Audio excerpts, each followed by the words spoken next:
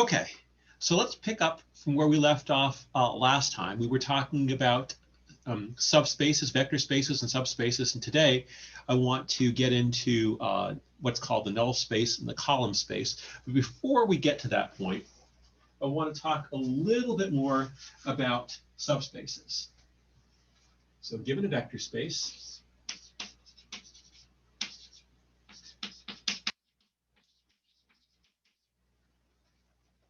V, and a collection of vectors in V,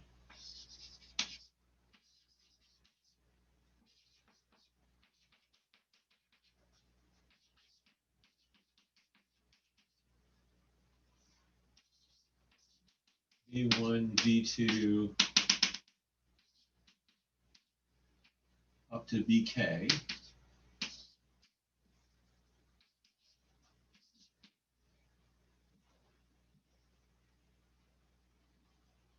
the span of V1, V2, all the way up to Vk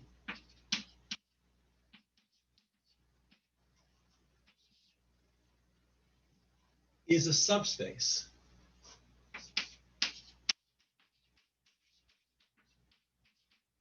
of V. You can call this, I suppose, a theorem if you want, or a proposition. If we call it that, we probably should prove it.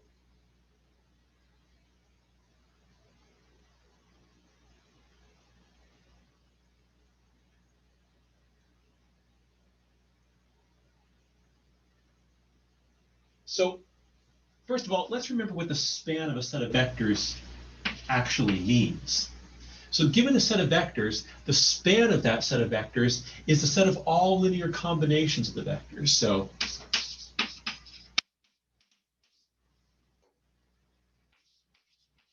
span, a question? Nope. Okay, span of V1, V2 up to Vk is the set of all, let me say the set of all vectors that can be expressed as a linear combination of V1 through Vk.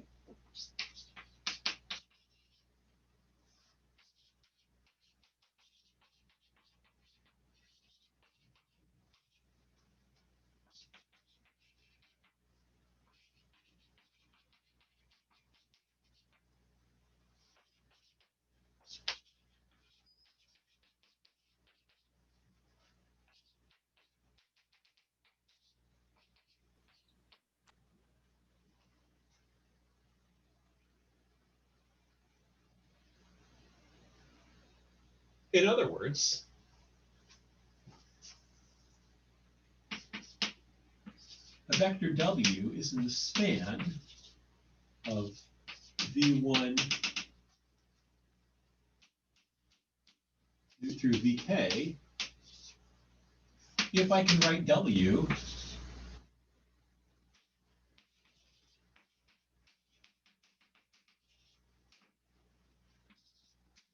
as some number times, let me use C1, some number times V1 plus some other number times V2 plus all the way up to some other number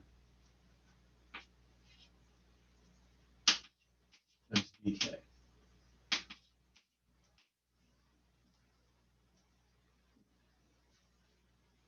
That's what it means to be a span. Spans of a set of all vectors, which can be written as a linear combination of the given set of vectors.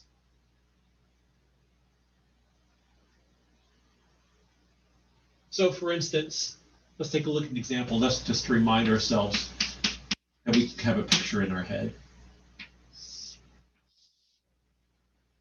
Say I'm an R3, and I give you a single non-zero vector, V1.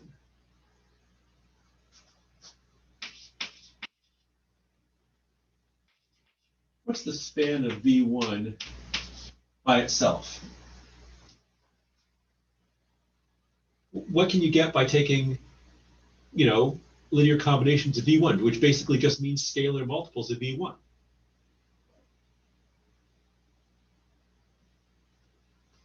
A line parallel to that and to 0. Yeah, exactly. You get the line, which goes through 0 and is parallel to V1.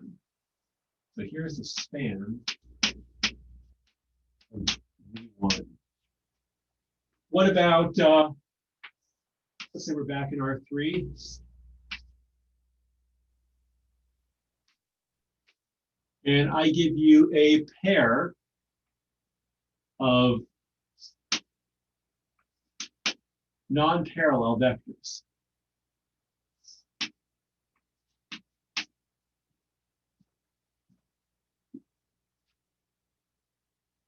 What's the span of V1 and V2? What vectors can I write as a linear combination of those two vectors?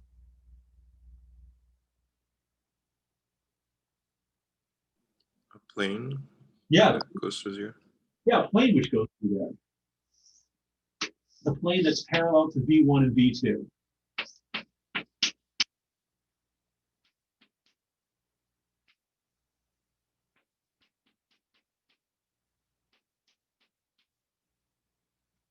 What if I pick a third vector that's also in that plane? What can you tell me about the span of V1, V2, and V3 if that third vector happens to be in the same plane as V1 and V2?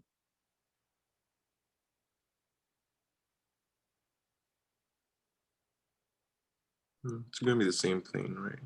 The same. If third vector is in the span of V1 and V2, then this is not only the span of V1 and V2, it's also the span of V1, V2, and V3. So if I'm looking at this and I say, oh, this is the span of V1, V2, and V3, that's certainly true, but part of me is going, I don't really need V3. I can do perfectly well with V1 and V2. I could just as easily, if none of those two vectors are parallel, it's also the span of V1 and V3. It's the same plane. It's also the span of V2 and V3. I don't need all three vectors. If I had three vectors in R3, so that they weren't coplanar, what would be the span of all three vectors?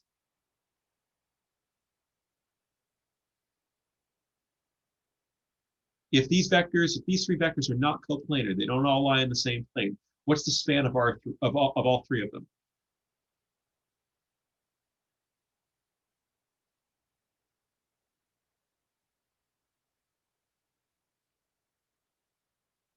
Somebody has to unmute.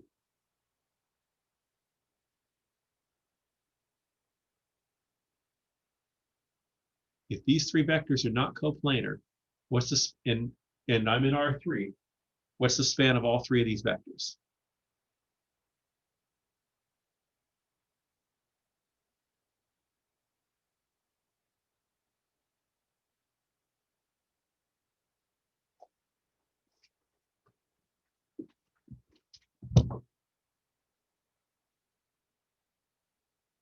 Is it called the hyperplane or something? Well, if I'm in R3, remember R3 is just three-dimensional space. So if I have three non-coplanar vectors, so these three vectors are not all in the same plane, and I take their span, what do I get?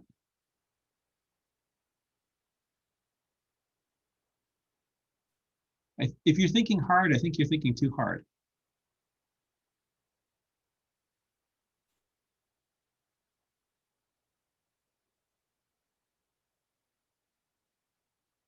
Well, let me ask you this. If I have three non-coplanar vectors and I take their span, can you tell me the dimension of the subspace spanned by those three?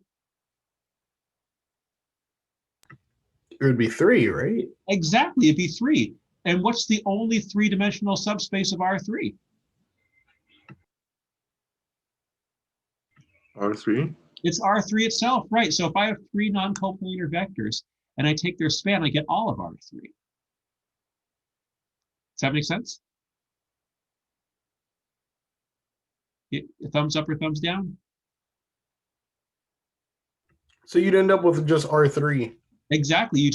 You end up with R3 itself. If I have three non-coplanar vectors and I take their span, I'm getting all of R3. I can get anywhere in R3 by taking linear combinations of those vectors.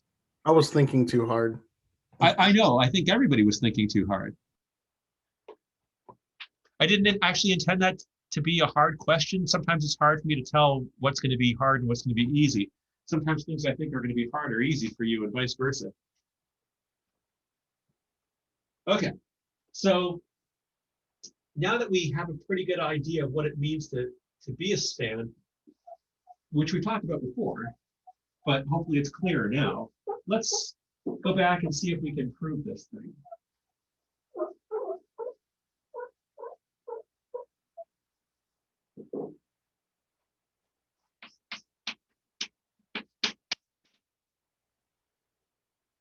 So we're claiming the span of V1 through VK is a subspace. To show something's a subspace, we always have to demonstrate three things. The zero vector's in there, it's closed under vector addition, and it's closed under scalar multiplication. Let's do all three things. So the first part, the zero vector can be expressed as a linear combination of these vectors because I can just put zeros in front of them. This is 0 times V1 is 0 times V2 plus. There we go. So the zero vector is definitely in there.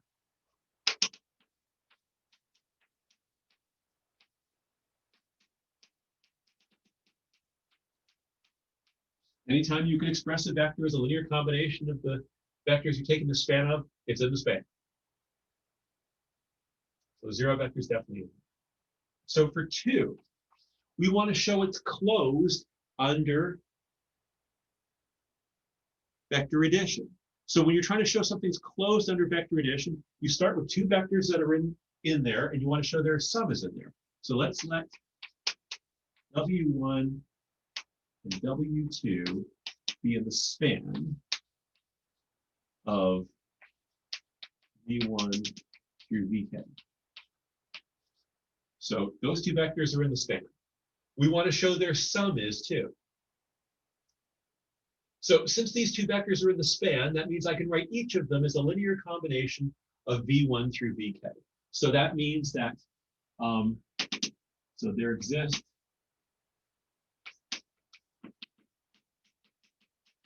scalars, let me call them C1 and CK, such that W1 is C1 times V1 plus C2 times V2 plus all the way up to CK times VK. So since W1 is in the span, there are scalars that I can put in front of the V's so that W equals the linear combination with those scalars. And since W2 is in there exist scalars,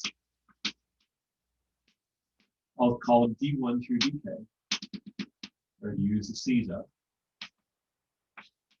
such that W2 equals D1 V1 plus D2 V2 all the way up to DK VK. So W2 is in the span, so I can express it as a linear combination of the vectors also, which means I can just put numbers in front of them and take the addition and get W2. And now if I add W1 and W2, I get C1 times V1 plus C2 times V2 plus CK times VK plus D1 times V1 plus D2 times V2 plus all the way up to DK times VK.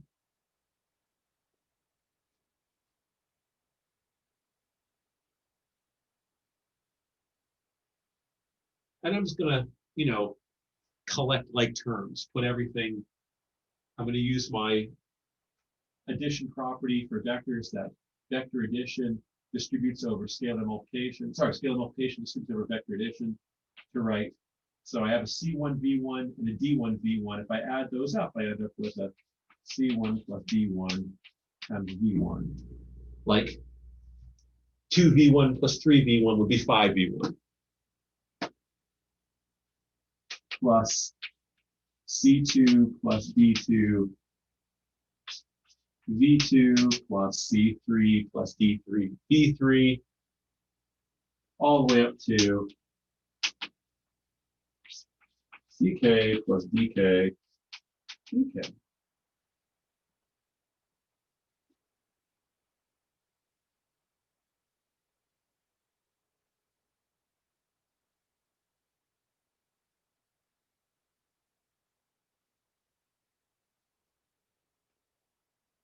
And I've just gone ahead and written W1 plus W2 as a linear combination of V1 through VK. The number in front of V1 is C1 plus D1. The number in front of V2 is C2 plus D2, and so on. So therefore, W1 plus W2 is in the span of V1 through VK. So I started off, when I'm proving number 2, I start off with 2 vectors that I assume are in what I'm trying to prove is a subspace. And I finish with their sum is in that subspace. W1 plus W2 is in the subspace. So start off with 2 vectors that are in. I assume these 2 vectors are in. I prove that their sum is in.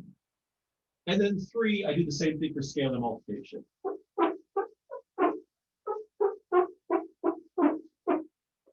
So let W be in span of V1 through VK. What does that mean? So there exists. Remember the symbol for there exists, the upside down, the backwards E rather. So there exists C1, CK such that W equals C1 V1 plus C2 V2 plus CK VK. And now I need some scalar. How about, I already used C, how about I use A?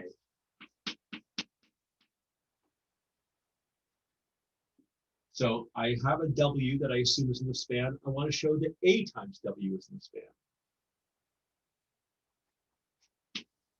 A times W is A times C1 V1 plus C2 V2 plus all the way up to CK VK. Is that all visible? CK VK, yeah.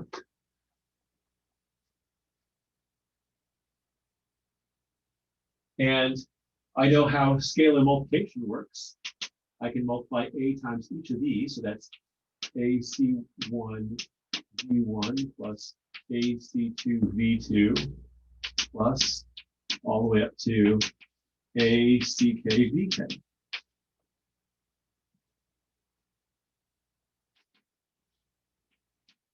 Try to smush everything in here. But there's a dot, dot, dot between these 2 plus signs.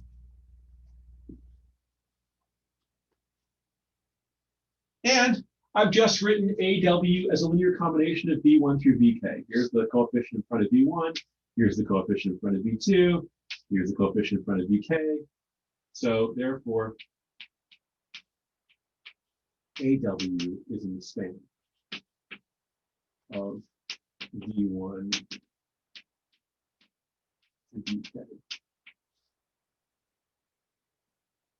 So step 1, show the 0 vectors in there.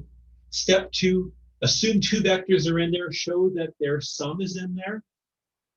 Step 3, assume that a vector is in there and that A is a scalar. Show that A times that vector is in there. Always the same pattern when you're trying to show something is a subspace.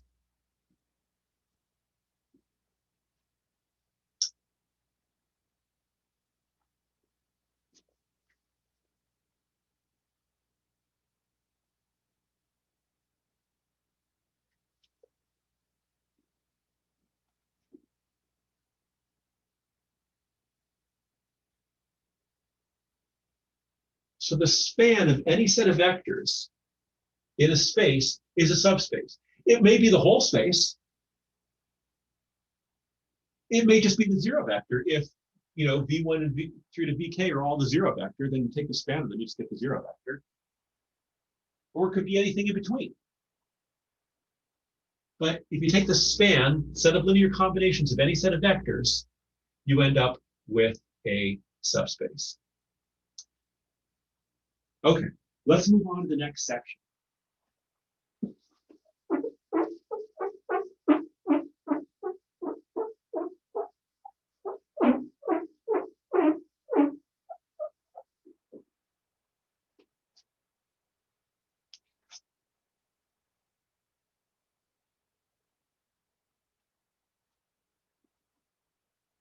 So this is section 4.2.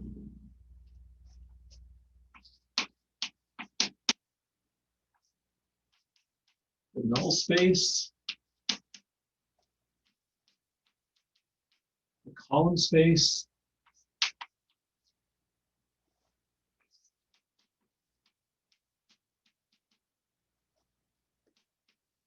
and linear transformations. Linear transformations, linear functions, same thing.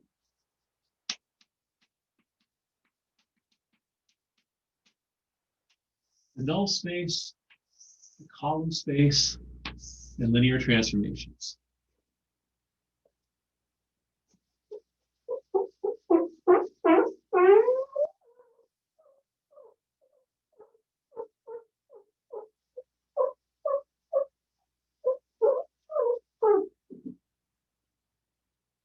Let's start off with a definition. Let's let A be, what size do they use? They use an M by N matrix.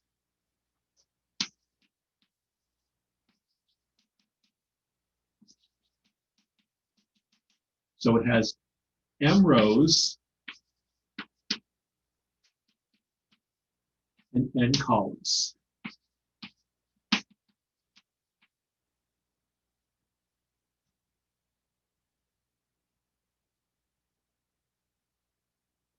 So if N happens to be bigger than M, it's sort of a wide matrix. If M happens to be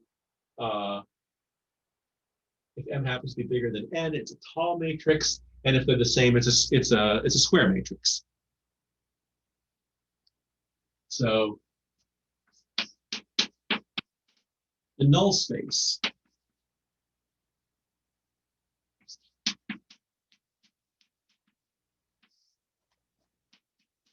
okay, which we write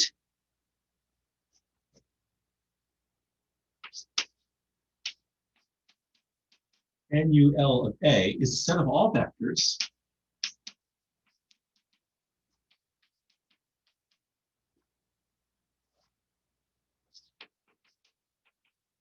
in Rn such that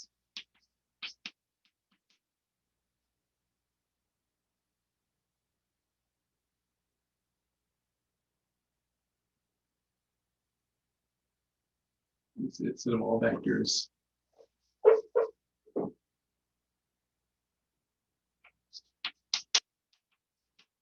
X in Rn such that A times X equals 0. Oops. This has to be a vector symbol over that 0. So in other words, null A equals all X in Rn such that, so you can either use a colon there or a vertical bar, they both mean such that A times X is the zero vector. All the vectors which give you the zero vector.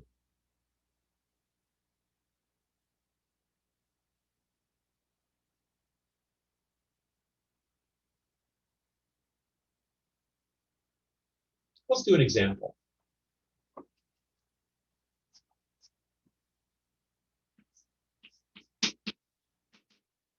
Let's let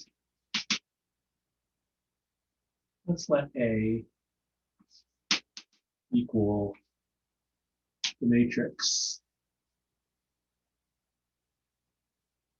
1, 1, 1, 1,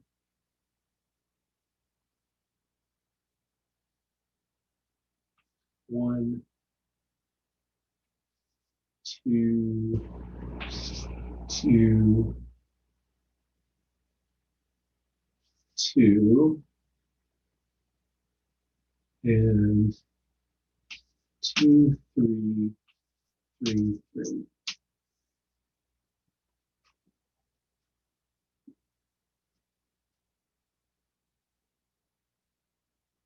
And let's say I ask you to find the null space of A.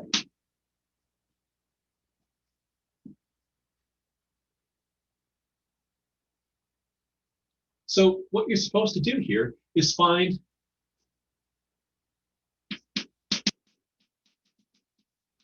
all vectors X.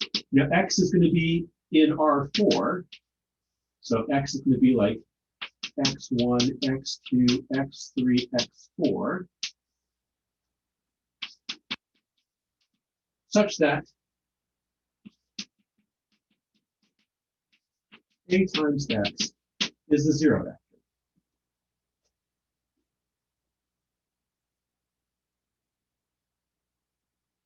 This is not a new problem for you. This is something that we did back in the very first week, basically. We're using sort of new notation for it, maybe a little bit. But what you're supposed to do is find all the vectors x1, x2, x3, x4 such that 1, 1, 1, 1, 1, 2, 2, 2, 2, 3, 3, 3 times x1, x2, x3, x4 equals 0, 0, 0. Remember, this vector has as many entries as the matrix has columns, and this vector has as many entries as the matrix has rows. You've solved this a bunch of times for an equivalent problem. I think probably the easiest thing to do is change that from a matrix equation to an augmented matrix.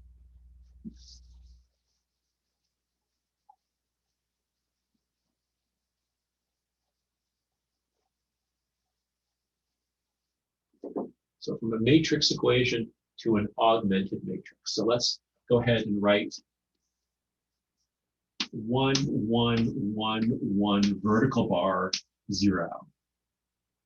1, 2, 2, 2, 0, 2, 3, 3, 3, 0. And as usual in the course, the machine which makes this all go is row reduction. So let's do some row reduction. I don't think this is going to take very long. So we'll leave the first row alone for now. We already have a 1 in our pivot position. 1, 1, 1, 1, 0. Let's take row 2 and subtract off row 1 to get a 0 below that pivot position. We want all zeros below our pivot positions. So 2 minus 1. So 1 minus 1 is 0. 2 minus 1 is 1. 2 minus 1 is 1. 2 minus 1 is 1. 0 minus 0 is 0. And I can do this third row in the same step. Let me take the third row and subtract off 2 times the first row.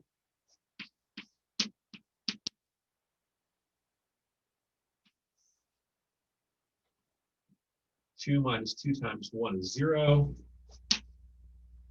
3 minus 2 times 1 is 1. 3 minus 2 times 1 is 1. 3 minus 2 times 1 is 1.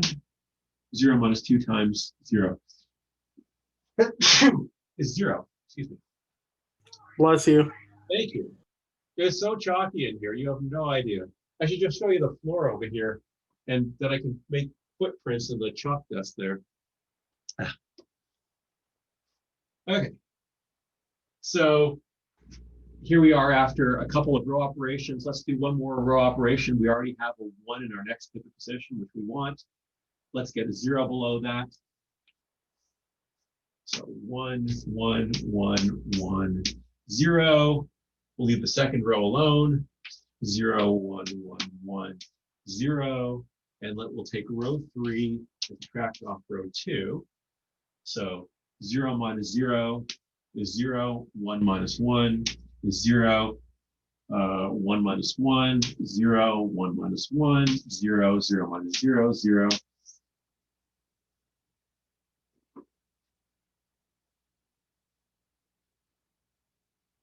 So we're almost finished. We have that stair step pattern. We have all our rows of 0 at the bottom. The only thing that we haven't done is gotten a 0 above this pivot position. So let's put a 0 above this pivot position. So let's see, 1, 1, 1, 1. Oh, wait a minute, no. I'm gonna leave the second row alone, but I will change the first row. So row 1 minus row 2. So 1 minus 0 is 1. 1 minus 1 is 0. 1 minus 1 is 0. 1 minus 1 is 0. Vertical bar is 0. Leave the second row alone. 0, 1, 1, 1, 0. 0, 0, 0, 0, 0.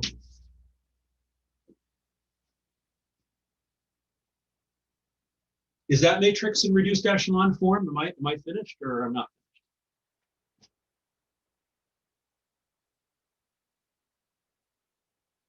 Yeah, you're right, I'm finished. That's the reduced echelon form. I have a pivot position here. I have a pivot position here. I have zeros above and below all my pivot positions. All my 0 rows are at the bottom. There's no reason to expect that those would have to be 0. They're not in a pivot column. So I can write out my solution now. So this first row says x1 plus 0x2 plus 0x3 plus 0x4 equals 0. So that just says x1 equals 0. And the second row says x2 plus x3 plus x4 equals 0.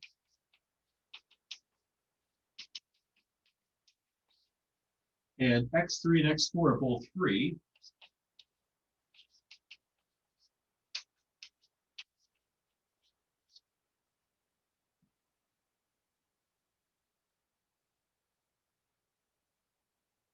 I mean, if I want, I can solve for x2 here right now. So x1 equals 0, x2 equals minus x3 minus x4. Usually you solve for your basic variables in terms of your free variables. x3, 3, x4, 3.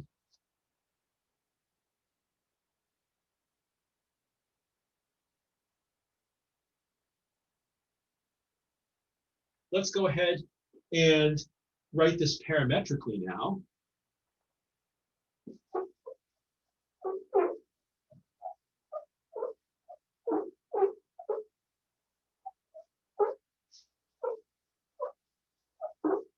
There we go. Not bad. Let's write this parametrically.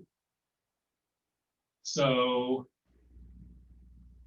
we'll give each of our free variables a parameter. So let's let x3 maybe be s and x4 be t, and then x1 is still 0, but now x2 equals minus s minus t. x3 was s and x4 is t.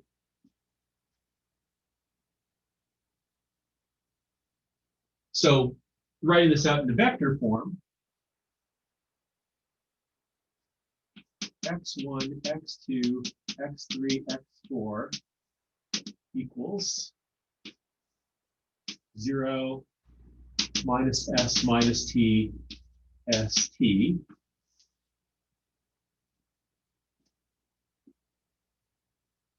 I can break this up with s's and t's, put everything with an s in one and everything with a t in the other. So this is equal to, let me do the s's first, 0 minus s, s 0 plus 0 minus t, 0 t.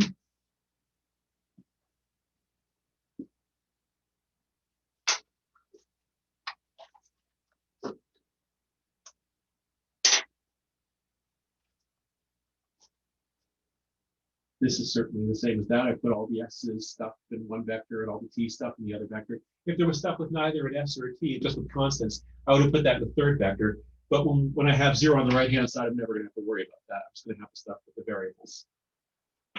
Now I can factor an s out of this first one. 0 minus 1, 1, 0. And I can factor a t out of the second one, 0 minus 1, 0, 1.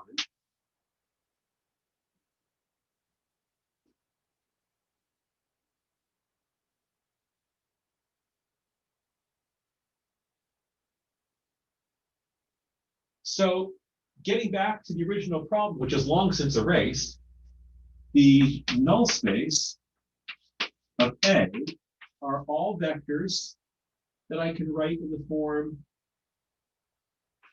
S times 0, negative 1, 1, 0, and T 0, negative 1, 0, 1. So where S and T are any real numbers.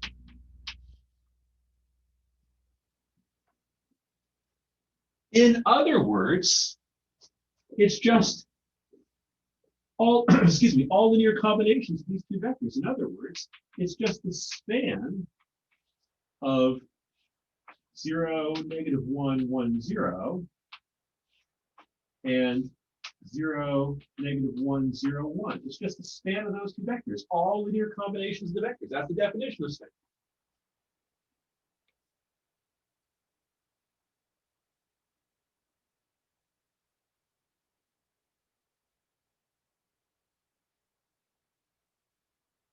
So if you look over this problem, find the null space of that matrix. The only new things, the only two new things were that sort of the word null space, like the null space of that matrix, that's certainly new in this section. And also using the word span. Instead of writing it like this, we can write the span. Just the very beginning and very end of the problem were new. Basically the way I phrased the problem and then the final form of the solution. Those are the only new things. So what you can see is the null space of the matrix is a two-dimensional. These two vectors are definitely not parallel. It's a two-dimensional, it's a plane going through R4. Those are two vectors in R4. So any vector you can get as a linear combination of those two, this and this, is in the null space.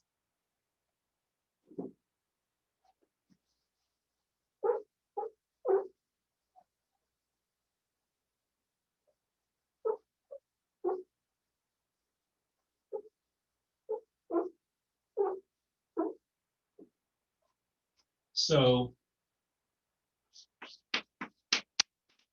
the column space of n m by n matrix A is the subspace of R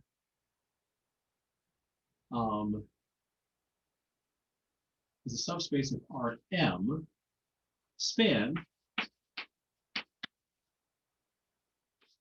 by the columns of A.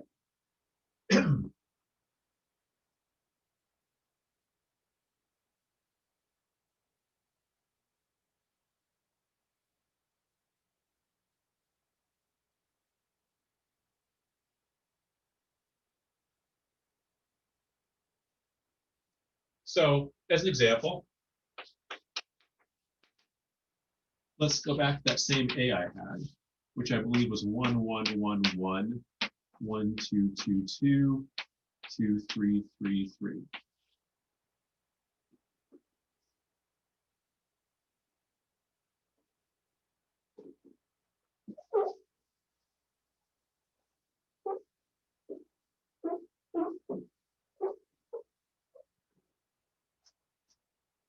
The column space of A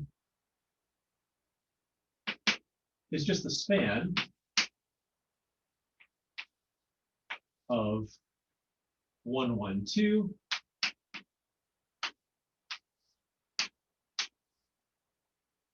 1, 2, 3,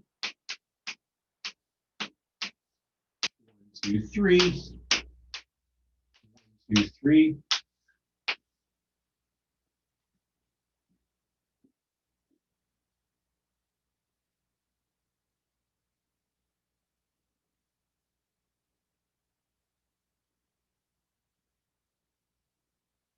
So I've given you sort of 4 vectors, 1, 2, 3, 4, and it's the span of all 4 of them. Now, obviously, I don't need to write all 4 of them because that's the same vector as that, that's the same vector as that. This is really just the span. This is perfectly fine. There's nothing wrong with what I wrote there, but it's not very efficient. This is also the span of 1, 1, 2, and 1, 2, 3. I don't have to write 1, 2, 3 all those times. I don't get anything more by writing it over and over again. Are these 2 vectors parallel? Is one a scalar multiple of the other? Right. No. They're not. So these 2 vectors are not parallel. So the span of these 2 vectors is actually a plane. It's a plane in R3. So the null space of this matrix was a subspace of R4. The column space of this matrix is a subspace of R3. The null space was a subspace of R4. The column space is a subspace of R3. Now, since it's the span of the vectors in the vectors that form the columns, it's obvious as part of the definition. Obvious. That is part of the definition.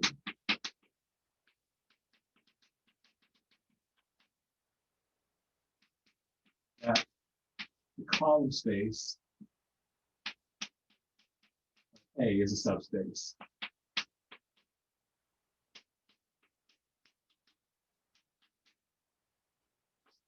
Of Rm. It's not obvious, even though in our example, it turned out to be true that the null space is going to be a subspace. So let's see. Proposition. The null space of A is a subspace of Rn. It's clear that it's a subset of Rn. What's not clear is that it's a subspace. So remember, the null space of A is a set of all vectors which go to the 0 vector. So to prove that it's a subspace, we have to do, as usual, 3 things. You have to show that the 0 vector is in there. You have to show that if 2 vectors are in there, their sum is in there. And you have to show that if a vector is in there, a scalar multiple is in there. So let's start with the first part. So A times the 0 vector. So this is the 0 vector in Rn. This is the 0 vector in Rm.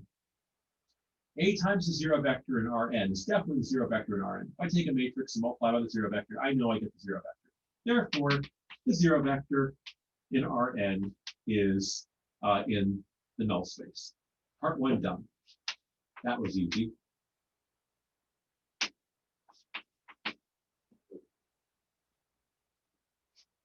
That's the first part of a proof that something is a subspace. Just show that the zero vector is in there. We know how the second part goes. Assume two vectors are in there, show that their sum is in there. So let's let V1, V2, now let me call them X1 and X2. That's too confusing. I will go back to V1 and V2, both be in the null space of A. So these are both vectors in Rn. If V1 and V2 are both in the null space of A, that means that A times V1 is the zero vector and A times V2 is the zero vector. That's what it means to be in the null space. If you take A and multiply it by it, I get 0. So let's see about their sum. So A times V1 plus V2. We're going to use our property of multiplying a matrix by a sum of vectors. We know that this is just A times V1 plus A times V2. It's linear. A is a linear function.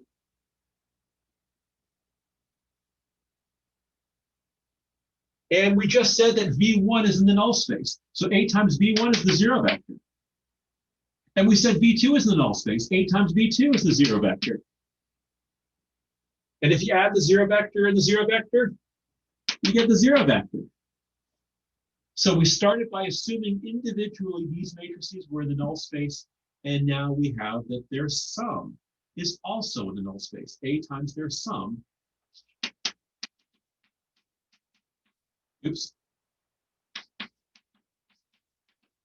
Part 2 is done. One more. Let's let B be in the null space of A. And let's let C be any old scalar. Let's see what happens if we take A and apply it to CV. We hope that CV is also in the null space. Well, A times CV, we know since A is, since this is linear, I can pull the C right through it. And we said that V is in the null space, so AB is the zero vector. C times the zero vector is the zero vector. So ACV is the zero vector. Therefore, CV is in the null space also. Step 1, show that the zero vector is in there. Step 2, assume that two vectors are in there, show that their sum is in there. Step 3, assume that one vector is in there, and C is any scalar, show that the scalar times that vector is in there. Those are the 3 parts. We are finished.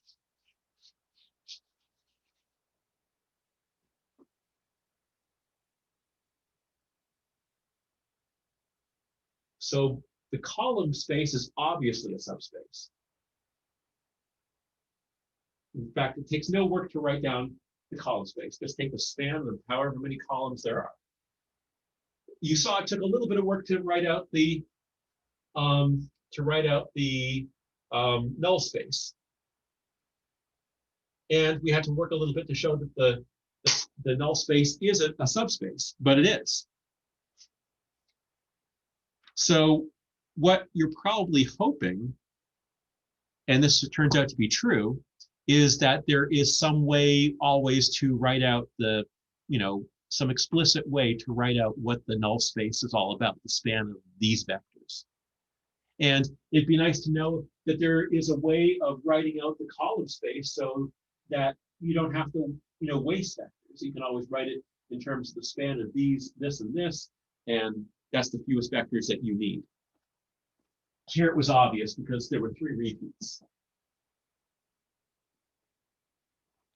Oh, and I have effectively used up the rest of class. So that means I will see some of you in 10 minutes, and I will see some of you on Monday. Any questions? In that case, have a great weekend.